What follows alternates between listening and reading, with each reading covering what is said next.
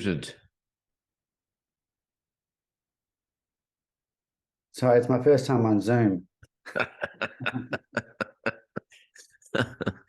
So welcome. Thanks for getting on at 7 a.m. in Australia?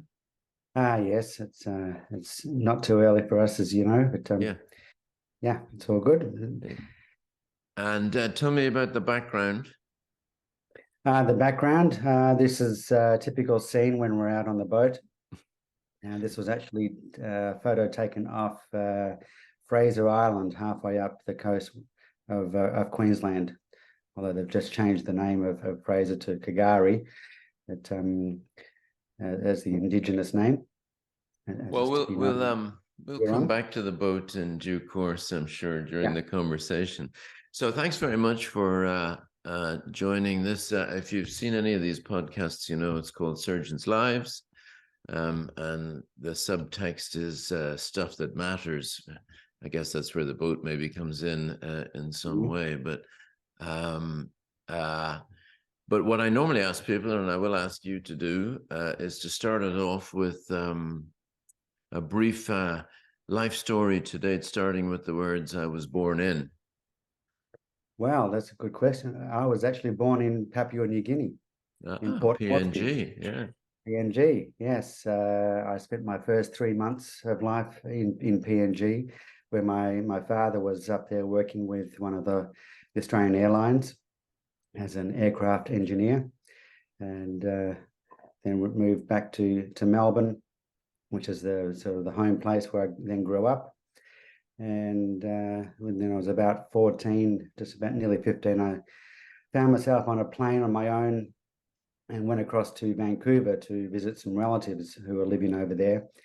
And I made my way over there on standby. I had to go at that stage via Melbourne to Auckland to Fiji, Hawaii, San Francisco, then up to Vancouver on standby all the way, which was interesting on your own.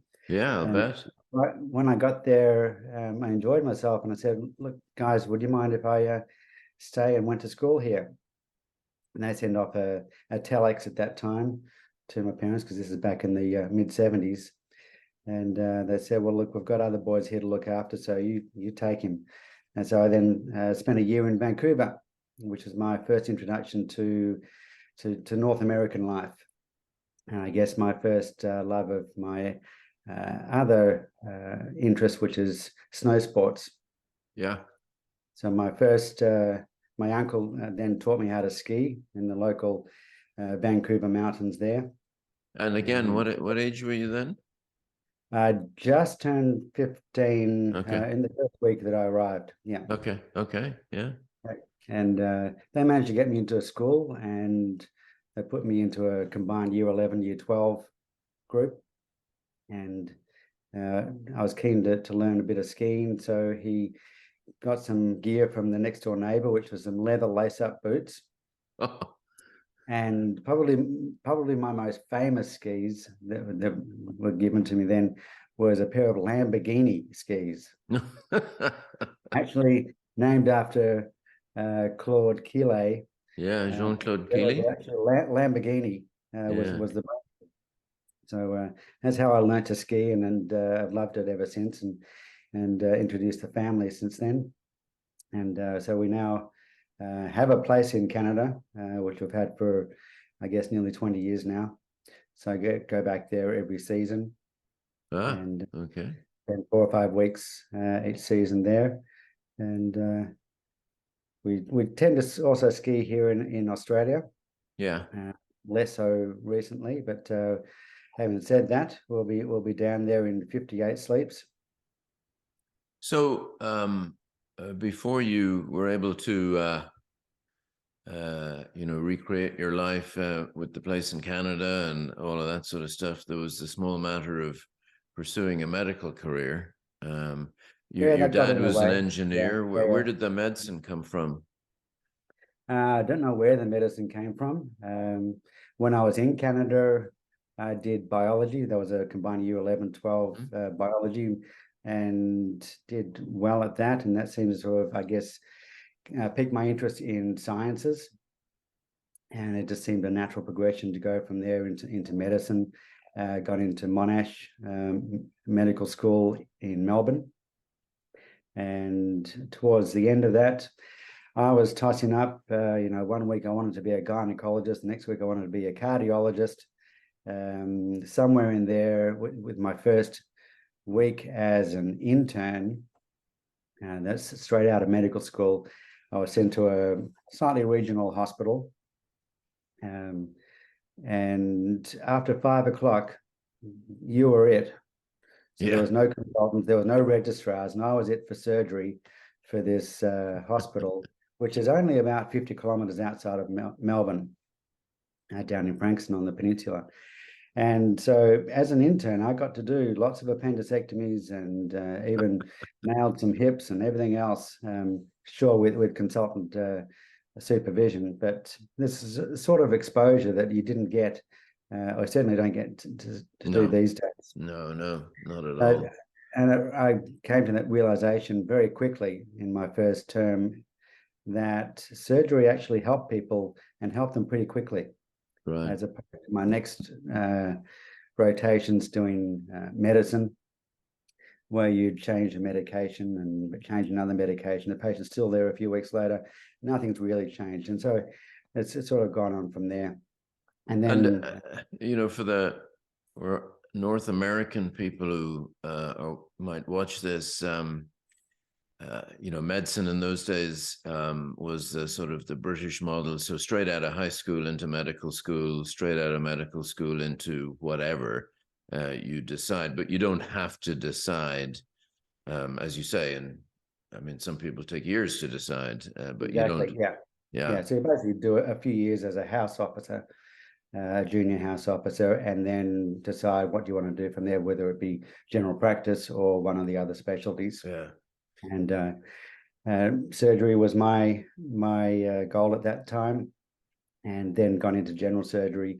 And I guess it's mainly because of the mentors that you have around you that it sort of led me into colorectal surgery. And the other main reason for going into colorectal surgery is that at that time, back in the early and mid 1990s, the Colorectal Surgical Society of Australia and New Zealand, combined with the College of Surgeons, had set up the training board, the ANZ training board in colorectal surgery back in the 80s. And at that time was the only post-fellowship course available, which for Australia and New Zealand is a 2-year post-fellowship course.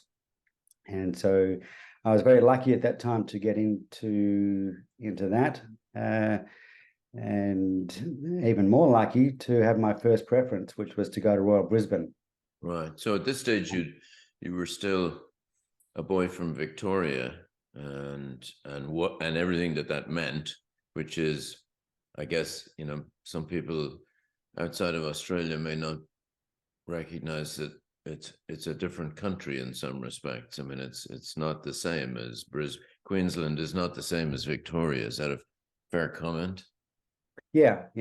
Certainly Melbourne, and to a lesser extent Sydney, much more conservative, sort of old school. Probably settled a little bit earlier in the development of the colonies, but certainly we continued that sort of old school, very much more of an English style to it. So as subtropics.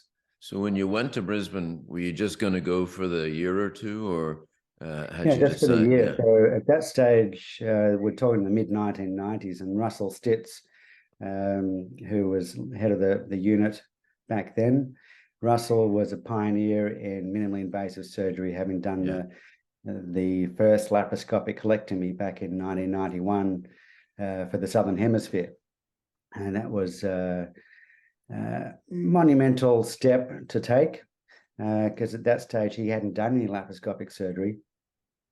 And he had some great mentors with him, the likes of George Fielding, and Les Nathanson, to help him do the operation. And Les had just come back from Scotland, and George similarly from overseas, and they were really pioneers in their own rights in terms of upper GI and HPB MIS. So the three of them got together with another visiting American. I can't remember his name, but at that stage he was the world's expert because he'd done 4 laparoscopic colectomies. So between them, they took on a case which I wouldn't recommend people do for their first laparoscopic case, which was a total colectomy for megacolon. Yeah. Which, you know, it just sounds crazy, especially back then where you really had no advanced instruments. There was a hook diaphragm, there was no staplers, there was no clips. You had to basically ligament tie everything. Yeah, no vessel sealers, you know. No, not at all. Yeah. Mm. So needless to say, it took way too long, 9.5 hours. And And after that, who were your mentors at this stage, or did you have people who you recognized as your mentors? Yeah, back in Melbourne, my main mentors were Jack McLeish, the younger brother of Andy McLeish, both renowned colorectal surgeons. Bruce Waxman was there, and also Rick McIntyre. And Richard McIntyre, I'm still in touch with these days, but not for surgical purposes. Rick did his colorectal fellowship over in Oxford and sort of taught me their ways when I was the registrar with him. But he also, when he came back from Oxford, had a sideline of an interest in wines. So he bought a plot of land down on the Mornington Peninsula, which is just near where my first hospital was as an intern. So it also plays back into that. And Rick actually was working both at that hospital and up at Monash. And so he bought this plot of land and put in some vines back in the early 80s. And his winery is now extremely good and has won some great accolades worldwide. The world's top Pinot outside of France, and very good Chardonnays as well. That's Muradoc Estate. So he'd given up surgery. He certainly has by now. Continues on with the winery, and his daughter continues on as that as well, with the sort of front of the winery, being the first Australia's first female master of wines. Oh, wow. McIntyre. Yeah. So all of these guys, or most of these guys that you mentioned, had done the traditional pathway of, you know, either been to America or been to England, been to Scotland, whatever. George was in Gloucester, and as you say, Les was in Scotland. And what about you? Well, I did the first year there in Brisbane, and as I mentioned, I was very lucky to get up to Brisbane to work with Russell Stitz, and John Lumley had just come back from his post-fellowship training as well. So they were both doing a fair bit of laparoscopic colectomy and rectal surgery at that stage. And then for my second year, I went down to Sydney to Royal Prince Alfred to work with Michael Solomon, who had just returned at that stage from Toronto. And work with the rest of the unit there, Tony Ayres and so on. And also did spend a bit of time over at Concord with Les Bouquet, Peter Stewart, and sort of further develop the laparoscopic side of the skills. And at the end of those 2 years, I'd finished my post-fellowship training, and I was very lucky to have good offers from Melbourne and Sydney and Brisbane. And they're all very keen for me to get started. So I didn't go overseas further from that. And I tossed up where I'd like to settle down and looked at what was happening in the surgical world. And it was clear to me at that stage that Brisbane was leading the way in terms of minimally invasive surgery. But more importantly, they also had the support of administration to get the equipment to allow them to do that, which I could see was not happening at all down in Melbourne. There was still very much an anti-laparoscopic approach from administration. And also Sydney would have been great, but I would have needed a helicopter to get me around. and a fortune to be able to live on the water where I would want to live. So Brisbane is where we settled, and my good wife Ada was happy to move as well. She's also medical, and so we moved up to Brisbane and started our career from there, and haven't looked back. No, to say the least. I just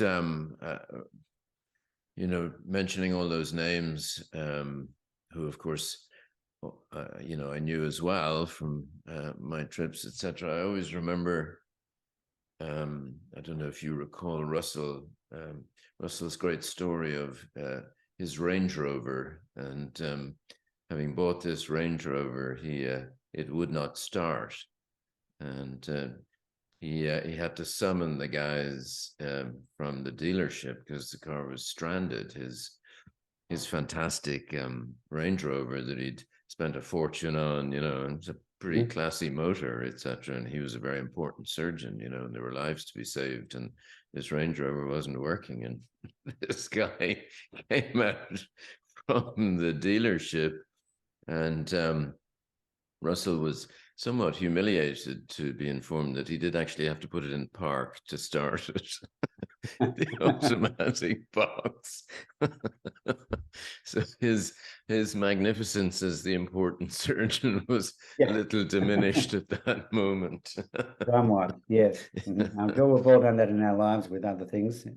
Exactly. That's also in surgery at times. Yeah. So, and in your early on, as long as I've known you, you've always been something of a tech geek. I remember you had in the private hospital, you had the voice controlled OR, if I recall correctly, and you've always been down that line, but perhaps what you've become best known for is the clinical trial space, which is not a without no offense to anyone, it's not a huge. Australia's not known hugely for that, but some of the most important work is you've been leading that. How did you get into that? Yeah, well, thanks, John. It's good to be known for anything, and hopefully in a good way as well. But at that time, when I was in Brisbane back in 1996, the talk around the world was concerns about should we be doing laparoscopic surgery for cancer, and there was these reports of port site metastases, and so on, and people in the US, very strong voices were saying it should not be done for cancer. And so, of course, we had to set up trials, and there was a number of trials set up around the world at that stage. And we managed to get a trial going in Australia and New Zealand. And because I was a young one and keen on new technology and exploring what it can do and where it should be used, I sort of put my hand up to help out with that. So that's how I got myself onto the trial management committee for ALCAS, which is the Australian laparoscopic cancer, the colon trial. It took us a couple of years to get funding, which is one of the biggest hurdles here, particularly in Australia and New Zealand, to get big trials up and going is funding. The other aspect for us is our relatively small population. We now have, I think, 26 million in all of Australia. Add on to that another 6 million New Zealanders. So, all of that together is less than California. So for us to get through the numbers, particularly for a surgical trial, and to train people up to a certain level before committing to those trials, being eligible for those trials, that's also another big hurdle. But it's important to have those in terms of ensuring that you've got the right people on the trial. But from there, we completed ALCAS, We demonstrated non-inferiority in terms of oncologic outcomes. Yeah. We were a bit late in terms of reporting those, but our Data Safety Management Committee refused to let us report on any of the short-term outcomes until we got our 5-year outcomes.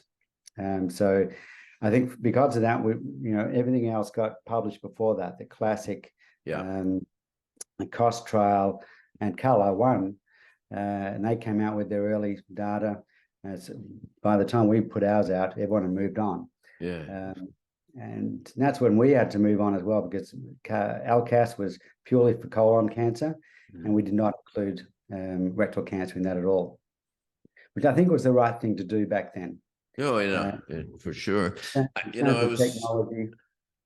I was talking to a group of research fellows today, pointing out that since the beginning of these trials, and we were talking in terms of the prospect study that was just presented at ASCO. When Classic came out, the legitimate criticism, was that it was not reflective of practice at the time of publication, because people had learned how to do the operation, more so than at the start. The learning curve was 20 cases, etc. And so, we spent 100 years as colorectal surgeons working out how to take the rectum out. TME really didn't come until the late 80s, 90s, etc. But in the last 20 years, the pace of change has been meteoric. And almost every study that has been published, both in terms of oncology and technology, is obsolete when it publishes. Prospect is the latest. Prospect was asking the question, did you need radiation? Nobody was really talking about organ preservation as the main aim at that point. And so by the time it comes out, everybody says, okay, well, you maybe don't need radiation, but that's not the question anymore. And it's a real problem, actually, because it's the craft specialty trials will always be like this. It's I, as you will recall, did that sum up for ASCRS, where the 5 trials were put together, and one of the things I commented on, that there were 5 trials presented, and 4 of the 5 PAs had chosen to ignore the results of their own trial by the time they were published. It's just the way it is, really. I guess. So similarly, when we'd moved on then to the question of rectal cancer, and a la carte, we're treating that with a minimally invasive approach. Again, it took years to get funding, but we did otherwise do pretty well for a small group of countries to recruit patients basically the same rate as what was happening in the US. And we got to publish our results in the same journal for Z6051, which was great. But we've since worked out that perhaps laparoscopy isn't as good as what we thought it was. Both trials didn't demonstrate non-inferiority.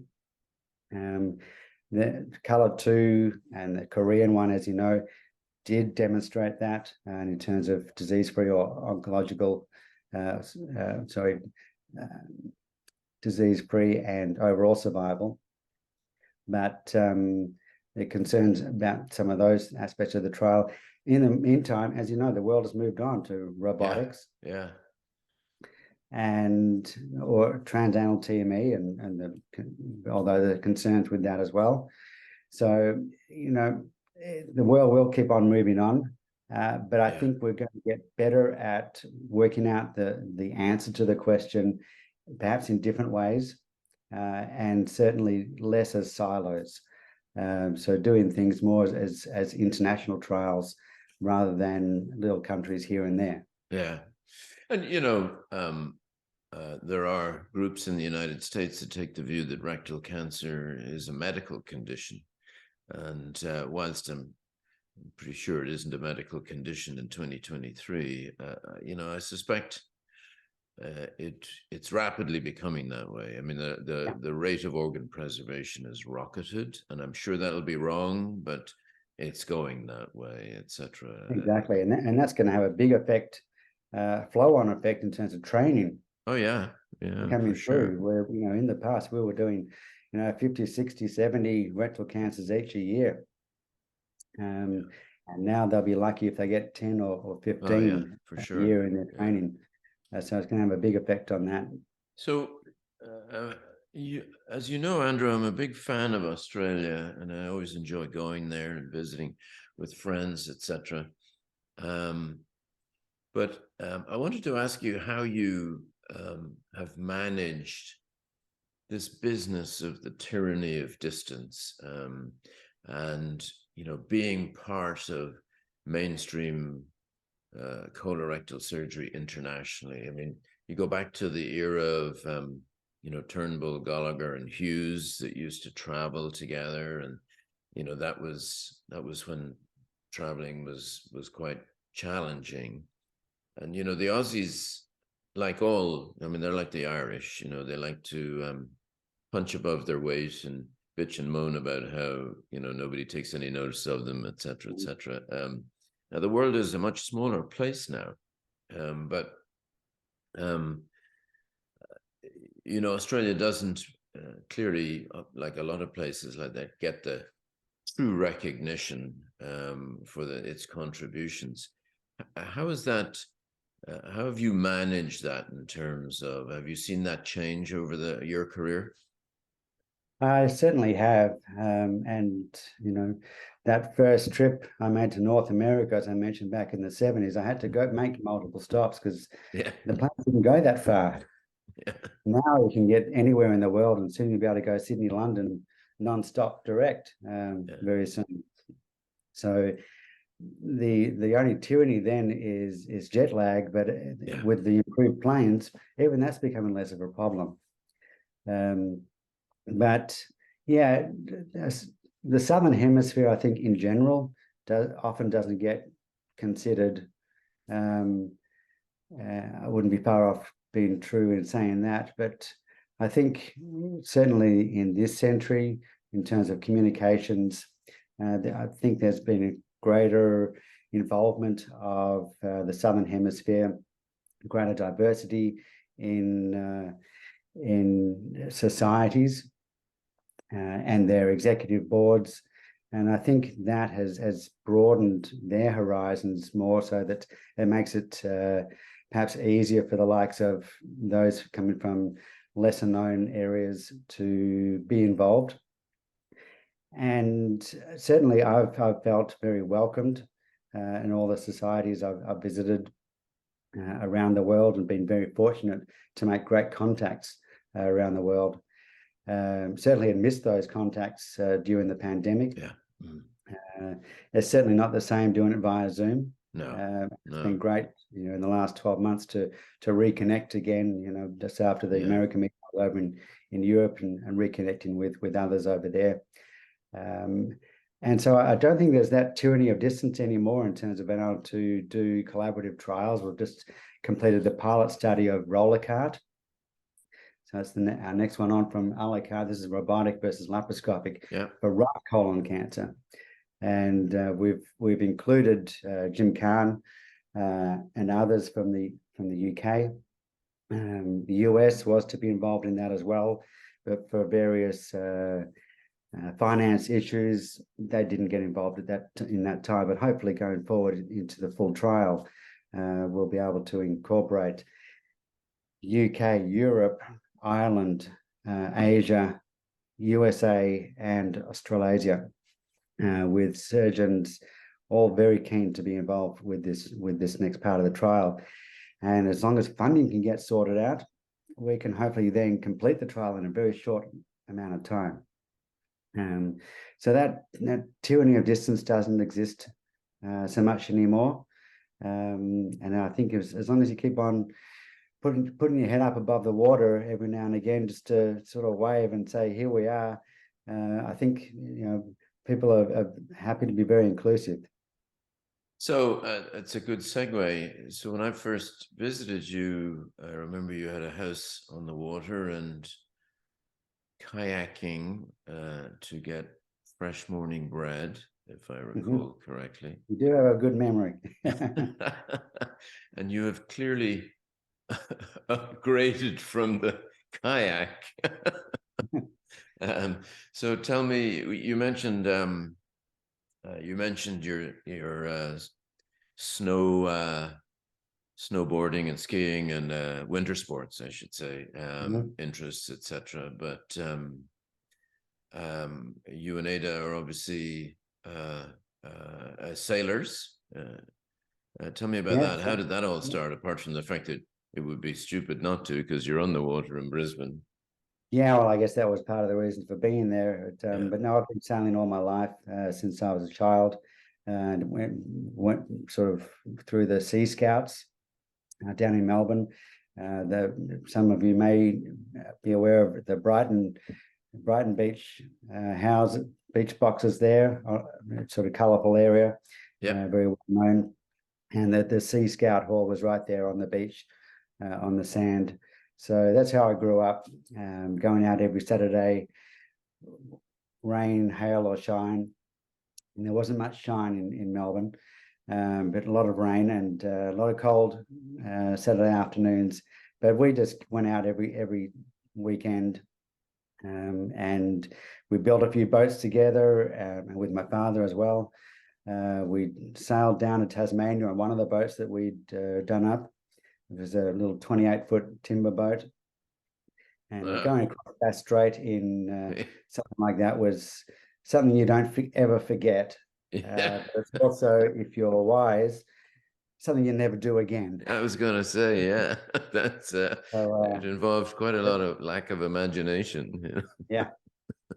So my love of water activities has continued from there, and been sailing, as I say, all my life, and eventually got my own big catamaran about 2008, 2009, and have upgraded that one since. So you can now take it pretty well around the world if you wanted to, but I've just been doing more racing and coastal sailing. So yes, I don't know whether you've had a chance to see the interview I did with Fabio Potenti and his wife Kristen. No. So they have sold their house. You know, Fabio was in the Cleveland Clinic in Florida, and they sold their house and are traveling around, sailing around the world. Literally, they're in. They just crossed the Pacific in a catamaran. And are just in French Polynesia at the moment. And you'll find them on YouTube and Facebook as Harbors Unknown. So he definitely took your thoughts. I mean, he's same as you, lifelong sailor. So, so when you were, you know, when I first met you, you were a young and up and coming surgeon, and you know, just thrusting and thriving and striving to, you know, become successful in everything that you were doing, which you obviously did. But you know, now here we are, you're taking 4 or 5 weeks skiing, you're, you know, catamaraning around. What does your life look like in terms of that work-life balance? I've always seen you as being a very efficient person who has a tidy bedroom, you know. Thanks. You know, I'm not sure you've actually seen my bedroom, but anyway. But you know what I mean. I mean, you don't lounge around a lot. Yeah, you know? yeah. That work-life balance I've tried to have from the very start. So, you know, having those 4 or 5 weeks of skiing, I've done from the start. It's not just now that I'm over 60 and getting into my twilight years that I start to do that. I've done that from the beginning, and I think probably have to thank again Russell for that. Not for making sure that I get that balance right, but just giving me a good example of how to get better work-life balance, because he seemed to work so much, and we were often operating until midnight every night when I was the fellow. Yeah. And I considered that wasn't the right thing to do for me, perhaps for my patients, and certainly not for my family. So when I started as a consultant, I made sure that I had an afternoon off every week. So of the Monday to Friday, had an afternoon off, and that was generally a Wednesday afternoon. And that was basically quarantined to be not work. So you couldn't just do it to catch up with your paperwork or do some extra cases or do some research or something. It was either go off and play golf or hop on the boat and go racing. So now it's basically every Wednesday afternoon, I go down to Manly, to the yacht club, and we go out and we do a race. And there's often 40, 50 boats. And when you're in that sort of environment, you can't be thinking about work. No. Yeah. Otherwise, you have a crash, just like at the start of the ocean race the other day. And that refreshes you and keeps you efficient for the rest of the week. So I'd like to continue getting out on the boat at least once or twice a week. We'll often race or go away cruising on weekends as well. And my wife is a fantastic sailor and a great racer, but she's not keen on the stresses involved with racing. So she does prefer to the cruising side of it. And but I've got lots of other great crew around to continue with that. But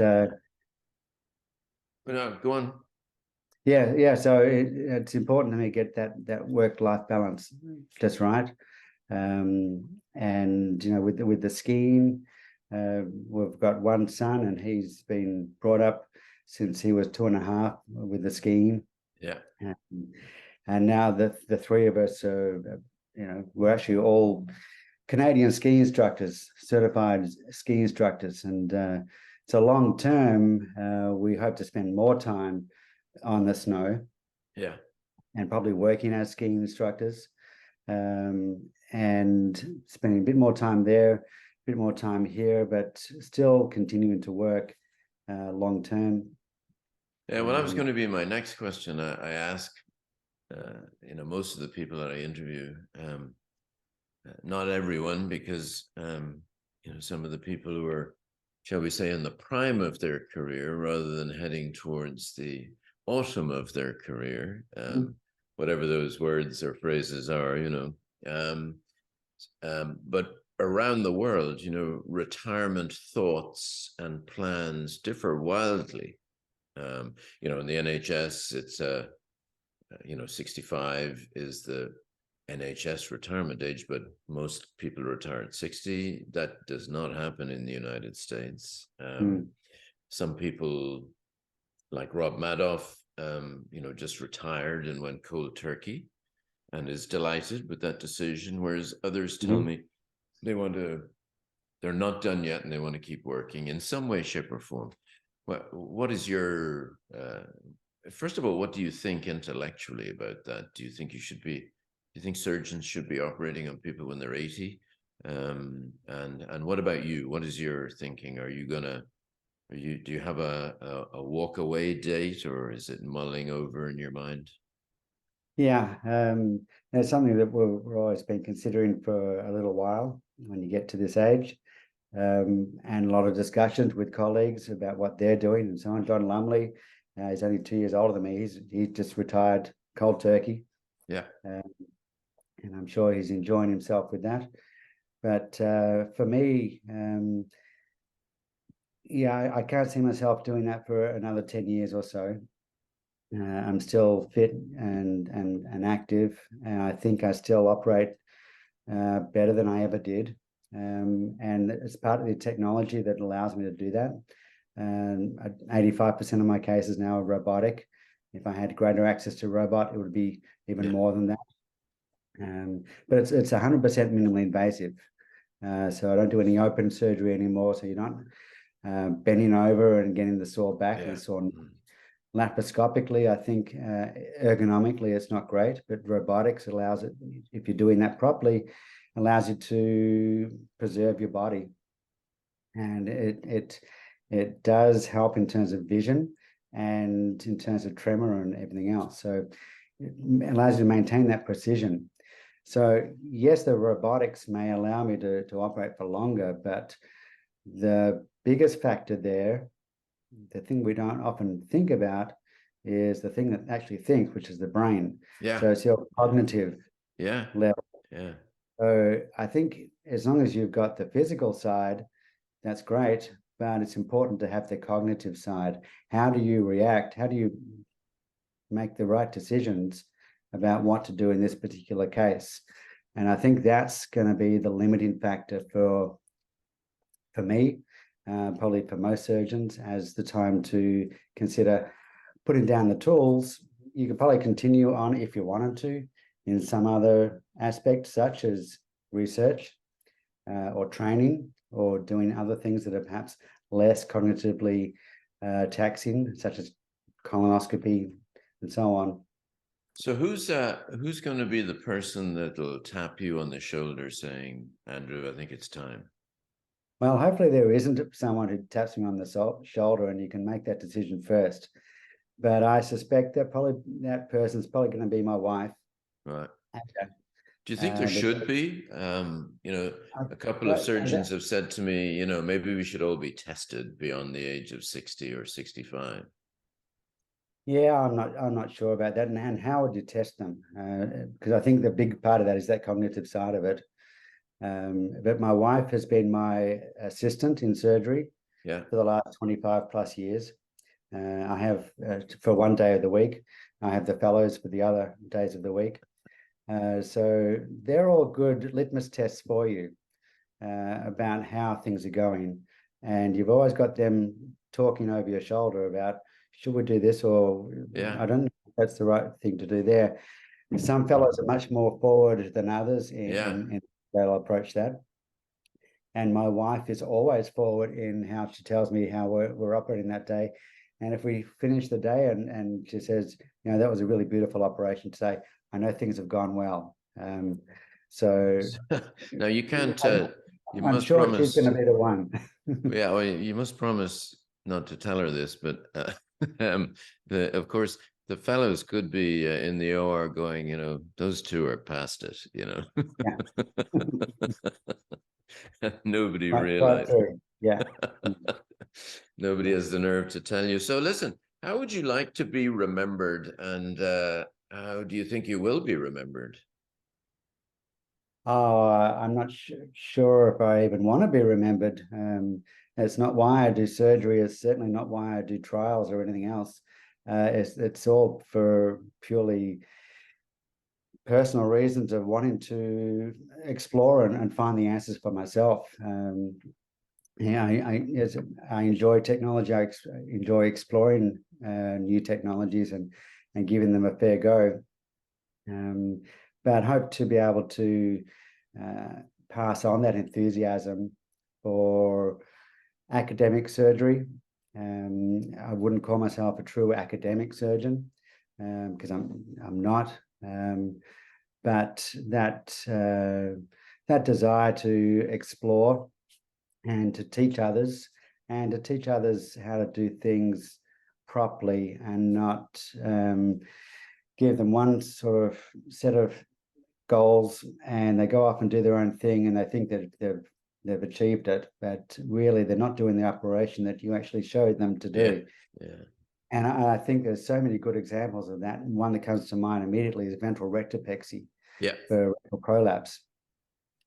There are so many variations of that operation that I see running workshops around the world that, what Andre Dore first described back in the early 2000s looks nothing like that for most of the things I get to see.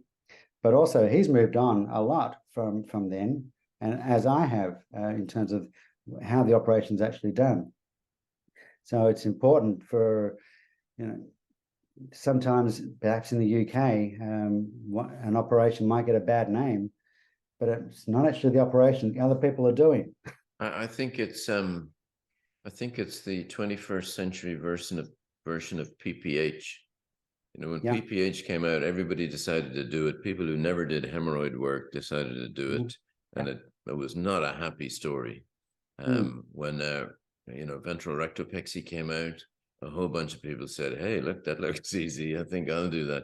And in both occasions or in both systems, as you say, the operation that was originally described is not the operation that you see on that video. I don't know, where did they get that from? Yeah, exactly. Yeah. So in terms of a legacy, again, I hope it's to instill in those coming through that interest in academia, in trials, and getting things right.